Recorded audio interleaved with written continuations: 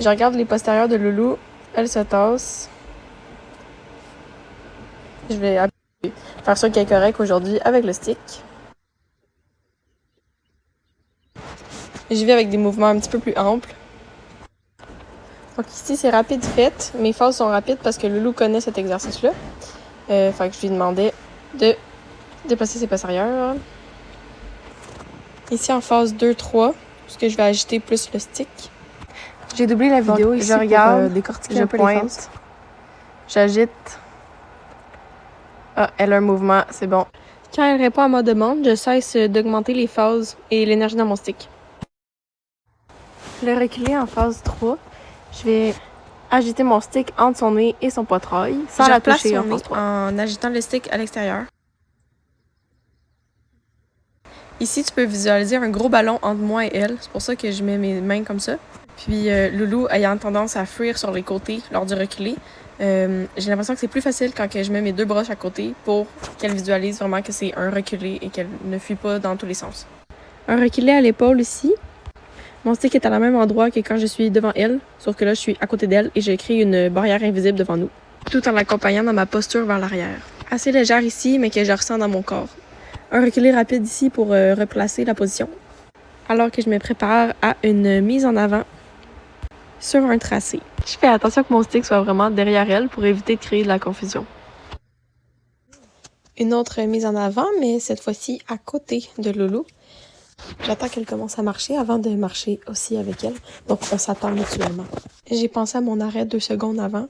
Je respire dans mon bas-ventre et je me dépose dans mes hanches. Je regarde le moins possible à l'arrière du cheval et donc j'aligne mon stick avec les fesses, l'endroit précis que je veux aller motiver la motion avant. Je mets Loulou au trot en restant moi calme au pas, tout en restant à l'écoute de ce qu'elle m'offre comme énergie à ce moment-là. Exemple à ne pas reproduire, où parfois on veut plus que notre cheval, ce qui crée de l'incohérence et des mouvements décousus inconfortables. Versus une communication juste qui crée une meilleure connexion, de la cohérence, par une position adaptée. Ici, un autre exemple à ne pas faire. Pour les déplacements des épaules, on veut un croisement des antérieurs et un pivot sur les postérieurs, et non un cercle de tout le corps. Je dois me replacer sur mon arc de cercle et aller bloquer plus son chemin pour faciliter le croisement des antérieurs. En cercle incurvé ici, pour garder Loulou près de moi, la garder concentrée, présente dans son corps, dans sa tête.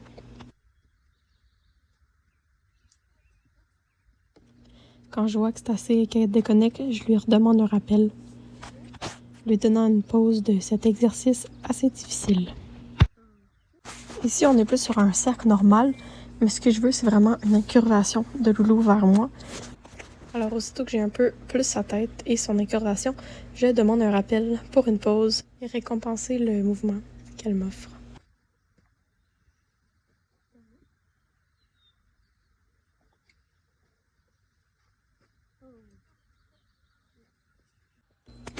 Ici, on a un exemple d'un bel incurvé qui s'en vient assez bien.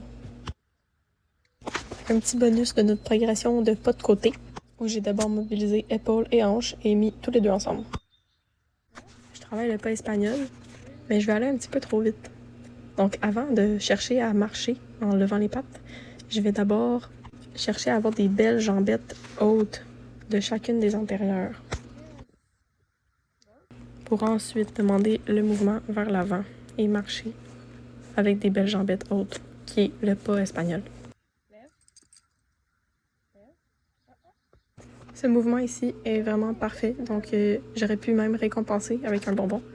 La jambette haute et bien étirée vers l'avant est vraiment le mouvement qu'on va chercher pour aller dans un pas espagnol.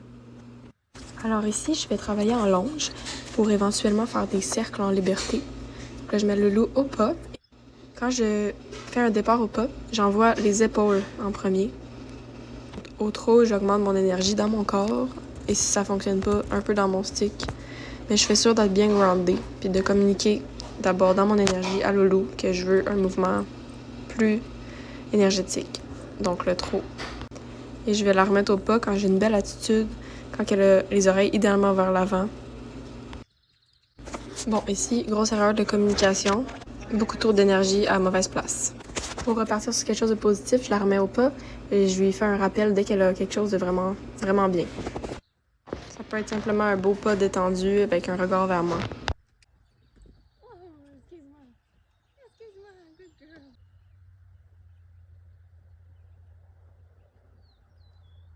Ici, je vais pratiquer mes transitions tranquillement, du trot au pas. Ensuite, je fais un changement de direction. Puis je la renvoie au pas, puis ensuite au trot. Donc, je joue un petit peu avec ce qui est là. Puis je pratique un peu ce qu'on a appris dans les cercles. C'est bien de faire des changements de direction. Ça apprend le rappel, puis de revenir à nous. Idéalement, je lui en demande pas trop, mais je récompense beaucoup les bons efforts, beaucoup de pauses. En allant plus doucement, plus lentement et en décortiquant les étapes, on progresse souvent plus vite qu'on pense. Et surtout de manière plus saine. Bon, ici, je trouve que j'ai mis beaucoup d'énergie, mais ça a permis que Loulou me donne une foulée de je sais pas trop quoi, mais c'était vraiment beau, donc j'ai encouragé ça par une belle pause. Parce qu'elle m'a fait un beau départ avec une jambe en avant, puis tout ça, fait que c'était très beau. À ce moment-là, on change d'exercice totalement, je m'en vais vers un coucher. On est rendu à l'étape de baisser le nez, gratter un peu au sol. Fait que je recherche vraiment la détente. Souvent, après un entraînement, parce qu'elle a un peu sué, ça lui tente de se rouler. On remarquera ici qu'elle se gratte beaucoup la patte avant. Ça peut être un comportement de remplacement pour gérer son anxiété. Donc, j'aurais pu arrêter la séance sur quelque chose de beau, encore plus tôt que ça, pour lâcher le stress, puis lui dire « Ok, c'est bien », puis que la prochaine séance, ce soit plus agréable pour elle.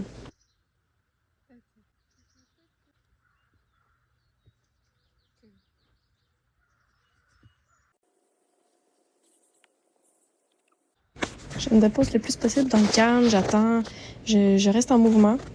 Si elle propose rien, puis j'attends vraiment le nez par terre, idéalement un grattage. Puis là, vu qu'elle était en nez, j'ai terminé la séance sur quelque chose de très simple, même si je sais qu'elle est capable de faire mieux. Je crois que j'ai terminé juste sur une tête en bas, baissée, puis un CD de la patte avant. Parce que là, juste avec les bâillements qu'on voit ici, c'est aussi un comportement qui gère son anxiété, qui gère comme, OK, ça fait beaucoup d'informations pour cette séance-là. Fait qu'elle a besoin de extérioriser tout ça.